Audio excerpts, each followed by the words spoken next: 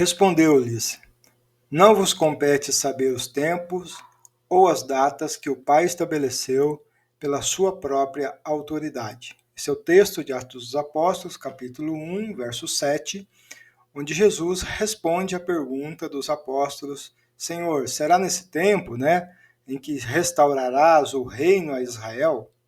E nós vamos usar esse texto para fazer uma análise, um estudo bíblico a respeito dele. E para isso nós vamos usar uma ferramenta de inteligência artificial para nos ajudar ou para produzir esses estudos.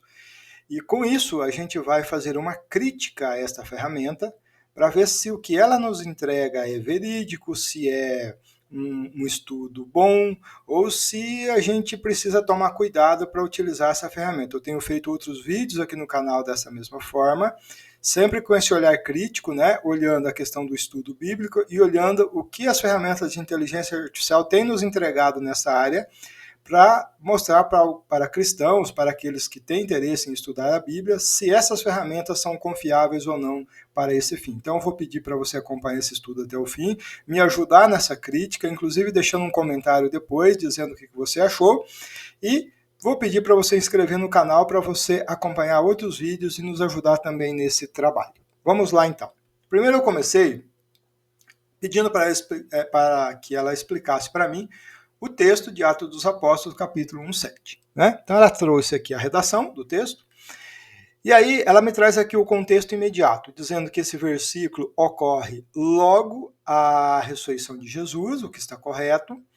Os discípulos estavam reunidos com eles e perguntaram: Senhor, será este o tempo em que restaurarás o reino a Israel? Que é a pergunta do verso 6, e portanto o verso 7 é a resposta a essa pergunta, o que também está correto. Ou seja, eles ainda não tinham a expectativa de uma restauração, eles ainda tinham a expectativa de uma restauração política de Israel, uma visão muito ligada à libertação nacional. De fato, o contexto está correto, de fato esse era o entendimento que os apóstolos tinham naquele momento, até ali, Durante o evangelho a gente vai ver alguns acontecimentos, que também apontam para esse entendimento, mas aqui fica bastante claro que que a visão que os apóstolos tinham de fato era essa. E aí ele vai fazer a interpretação do texto propriamente dito, o que é bem interessante o que ele faz. Então ele pega partes desse versículo, começando com não compete a você saber. Jesus mostra que certas coisas pertencem apenas à autoridade soberana de Deus Pai. Isto inclui o quando dos eventos finais da história e o cumprimento pleno das promessas do reino. Então, de fato, aqui poderia haver uma explicação, a meu ver. Eu acho que aqui faltaria isso, e a gente vai tentar fomentar isso depois no final, porque essa frase de Jesus, essa resposta de Jesus, ela pode trazer uma dificuldade. Quando Jesus fala que não compete a vocês saberem, mas apenas a autoridade do Pai, eu acho que isso precisa ser melhor entendido. Embora ele vai mostrar aqui embaixo, a gente vai ver se complementa essa primeira parte aqui. Aí o segundo ponto que ele traz é os tempos e datas. A expressão grega usa duas palavras: cronos, tempo no sentido de duração, período, e kairos, tempo oportuno, momento certo, ocasião. Ou seja, nem o período, nem o momento exato da restauração estavam sob o controle do conhecimento dos discípulos. Jesus não estava ali para fazer esse tipo de revelação para eles. A verdade é essa. Então, está bem explicado aqui, acho que ficou bom, especialmente essa nuance aqui das palavras gregas, que no mesmo texto ele aplica ali os dois casos, tempos e datas, É bem interessante observar isso, que às vezes no português a gente não consegue perceber isso, Então, quando você vai olhar para o texto original, para o texto grego, é que essas diferenças, então, acabam acontecendo, e aqui acho que ficou bem evidente isso. Então, foi bem colocado, acho que a ferramenta de IA aqui, ela foi bem precisa nisso. Agora, aqui a questão que eu queria enfatizar, a autoridade do Pai. Jesus enfatiza que o Pai tem soberania absoluta sobre o plano da história. há coisas que pertencem somente a Ele. Aqui está a pergunta que eu acho que muitos já devem ter feito, e aqui eu acho que essa ferramenta não aprofundou o suficiente nesse ponto. Quando Jesus diz que apenas o Pai tem essa autoridade, tem esse conhecimento, isso não se aplicaria então a Jesus? Jesus não teria esse conhecimento? Ou significaria dizer que ele teria, mas ele não tem a autoridade do Pai para revelar para os discípulos? Isso é uma pergunta importante e eu vou questionar ela sobre isso aqui. Eu acho que esse é lá no final, eu tenho aqui alguns outros pontos ainda, mas no final eu vou questionar esse ponto, porque isso pode ser uma dificuldade que algumas pessoas têm, né? Mas tudo bem, acho que até aqui ela trouxe de uma maneira resumida, né? E tudo bem. Mas ó, qual que é o ponto que eu já quero enfatizar aqui para você? Quando você usar uma ferramenta de inteligência artificial, em tese, você deve olhar para ela como se você estivesse num curso teológico, como se você estivesse numa escola dominical, como se você estivesse num momento ali num momento de um estudo bíblico em família, em grupo qualquer. Então você está vendo ali, você está estudando o texto, surgiu uma dúvida, o que você faz? Você vai perguntar ao professor. Professor, mas somente Deus tem essa autoridade? Jesus não tinha, né? E aí o que acontece? Esse professor vai te dar uma resposta baseada naquilo que ele sabe. Né? Você deveria fazer a mesma coisa aqui. Se esse ponto aqui não ficou claro, né, como para mim eu acho que valeria a pena a gente questionar, então eu vou questionar ele também. Né? Vou questionar ele aqui lá no final. Tá bom? Então segura aí. Qual que é a aplicação teológica disso? O foco dos discípulos não deveria estar em especular datas sobre a restauração ou a vinda do reino, mas em cumprir a missão. Tanto que logo no verso seguinte, Atos 1:8, Jesus direciona: recebereis poder do Espírito Santo quando descer sobre vós e serei minhas testemunhas. A ênfase de Jesus é que os discípulos não se ocupem, né, com o quando, mas com o que. Né? Anunciar o evangelho, viver a missão, testemunhar até os confins da terra. Na verdade, isso aqui envolve muito a questão da fé, né?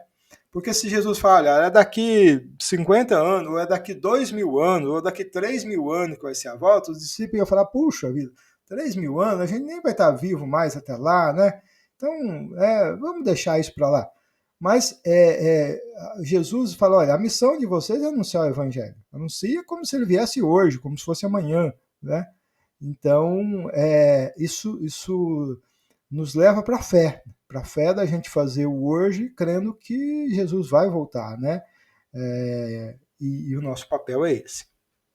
E aí, em resumo, né, ele faz aqui um resumo, que é basicamente uma releitura de tudo que ele colocou aqui em cima, né? Muito bem. Aí, na sequência, eu coloquei aqui o seguinte.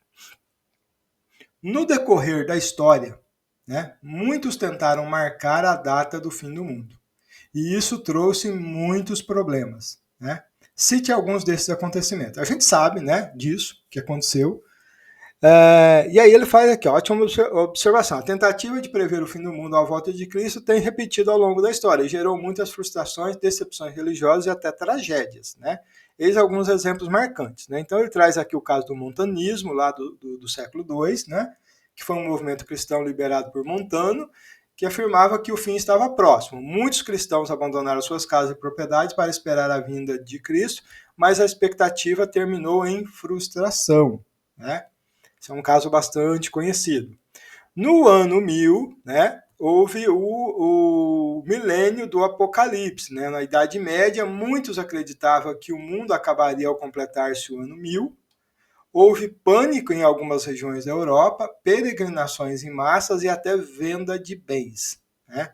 Nada aconteceu, veio o descrédito e o desânimo religioso. Olha o problema que esse tipo de coisa traz, certo? Esse é o grande problema que a gente precisa ficar atento em dar ouvidos a esse tipo de especulação. Né? William Miller e o Grande Desapontamento, de 1844. O pregador batista William Miller, dos Estados Unidos, calculou com base em Daniel 8,14 que Cristo voltaria em 22 de outubro de 1844. Né? Milhares venderam suas propriedades e aguardaram em vigílias. O fracasso causou o chamado Grande Desapontamento, levando muitos a abandonar a fé. De novo, olha o resultado disso. Né? Desse movimento surgiram correntes que deram origem aos adventistas. Vale lembrar que o movimento adventista não é fruto diretamente disso, né? Mas desse movimento surgiram aí correntes, né? Influências, talvez. Os testemunhas de Jeová, ao longo da história, marcaram várias datas para o fim, né? 1914, 1925, 1975. Em cada decepção, o movimento reinterpretava os acontecimentos, mas muitos membros se afastaram por causa das falsas expectativas. O culto Heaven's Gate, né, de 1997, um grupo liderado por Marshall Applewhite, acreditava que o cometa Hale-Bopp era o sinal do fim. Convencido de que seriam levados para outra dimensão, 39 membros cometeram suicídio coletivo. Olha que absurdo, né? Foi uma das tragédias mais marcantes relacionadas a profecias de datas, né? E no ano 2000, o bug do milênio, o pane apocalipse, houve medo generalizado que os sistemas de computador falhariam e trariam caos global, né? Muitos grupos religiosos aproveitaram para anunciar o fim que estava próximo. O ano virou sem grandes catástrofes, mostrando mais uma vez o erro das especulações. Esse caso aqui, eu falei sobre isso ontem à noite para os meus alunos. Eu sou professor na educação técnica, né? Eu sou analista de sistemas, a gente estava falando sobre programação, e eu falei exatamente sobre esse problema, não sobre esse sentido escatológico aqui, mas no sentido técnico, né? O bug do milênio foi um problema que as datas, né? Até então, nos computadores, elas trabalhavam com um ano de 2 dígitos, né? E no ano 2000 isso traria um problema, que se você usasse 2 dígitos, o final, o 00, né, ele não iria interpretar como o ano 2000. Então foi aí que precisou passar a utilizar a data com o ano de 4 dígitos. Né? Era um problema técnico, era um problema computacional, né? Não era... mas o problema é que muitos grupos religiosos acompanham essas coisas e quando vê casos assim, já começam a interpretar como o fim do mundo, né? E era apenas uma questão técnica que foi resolvido, trouxe grande dificuldade, sim, trouxe grande preocupação, mas não foi nada assim extraordinário, né? Enfim, então aí ele cita alguns casos, né? Vale lembrar, pessoal, por favor, tá? Isso aqui a ferramenta ela está trazendo isso aqui com base no que ela sabe também. Pode haver imprecisão aqui em algumas coisas, tá? Eu estou apenas fazendo a leitura aqui do que ela nos apresentou. Inclusive, é bom, se você conhece bem essas histórias que ele mostrou aqui, deixa aí um comentário. Fala, olha, a história tal que ele falou dos testemunhos de Jeová de 1914 não foi bem assim. Na verdade, lá o que aconteceu foi isso. Então, se você conhece bem essas histórias, eu conheço algumas delas, mas não a fundo bastante para fazer falar, não, foi exatamente isso que aconteceu ou não foi isso, até porque todas elas têm muitos detalhes, né? Tem muitas nuances aqui que ele não traz, ele apenas cita esses acontecimentos, tá? Então, se você conhece melhor essas histórias, comenta lá, inclusive ajudando a enriquecer esse debate aqui, tá certo? Ok, aí eu vou fazer o seguinte, eu vou fazer aquele questionamento que eu falei lá no início, né? Então eu vou perguntar para ela assim, ó, o texto afirma que apenas o Pai sabe das datas e os tempos do fim. E Jesus? E Jesus? Então vamos ver o que ela nos fala. Ele vai falar aqui que essa é uma questão teológica que sempre gerou debate. Olha só, olha que importante, né? Então ele repete lá o texto, né, falando que o Pai estabeleceu por sua própria autoridade. Aqui ele deixa claro que essa informação está sob a autoridade exclusiva do Pai. Relação com outras passagens. Aí ele vai fazer uma correlação, né? Em Marcos 13:22, Jesus mesmo disse: mas aquele dia, a hora, ninguém sabe, nem os anjos, nem no céu, nem o Filho, senão o Pai. Aqui Jesus fala de maneira ainda mais direta, nem ele, como filho, sabia o dia e a hora. Filipenses 2, 6-8 diz, Paulo explica que Jesus, sendo Deus, esvaziou-se ao se tornar homem. Ele submeteu às limitações humanas voluntariamente, inclusive em relação ao conhecimento. Esse é um ponto que caberia aqui algum debate nessa correlação. Faz sentido o texto. Enfim, Jesus era Deus, né? Como Deus, ele tem toda. Ele é onisciente, ele é onipotente, né? Ele sabe de todas as coisas. Então, esse texto de Filipenses explicaria esse fato. Jesus sendo Deus, e provavelmente não, sendo Deus, ele sabia de todas as coisas, mas ao esvaziar-se, ele limitou-se a isso? Pode ser, tá? Mas é um ponto importante para se pensar. Após a ressurreição e exaltação, há quem entenda que depois de ser glorificado, Jesus reassumiu plenamente todo o conhecimento divino, mas durante o seu ministério terreno se colocou sob a vontade do Pai, inclusive em questão ao fim do tempo. Esse é um ponto bastante discutível, né? Possível, né? Mas é um ponto aí que a gente não teria aí uma base bíblica muito sólida para fazer uma afirmação desse tipo. Então, esse é um ponto que a gente precisaria ler, né? Entender aqui com bastante cuidado, mas é uma possível interpretação, tá? O que você acha sobre isso? Você acha que faz sentido? Eu realmente teria um pouco de dificuldade de bater o martelo quanto a isso, falar, não, é exatamente isso, né? A gente precisaria ainda de algumas bases bíblicas, né? Mas é um caminho possível, né? Então, o que isso significa? Na sua humanidade, Jesus viveu em plena submissão ao Pai, aceitando limitações, inclusive no conhecimento de quando dos eventos finais. Na sua divindade, ele continua sendo um com o Pai e o Espírito. A diferença é que, no plano da salvação, o Pai reservou para si a autoridade de revelar ou não essas datas. Tá aí, um versículo bem importante, né? Eu acho que um bom estudo, tá?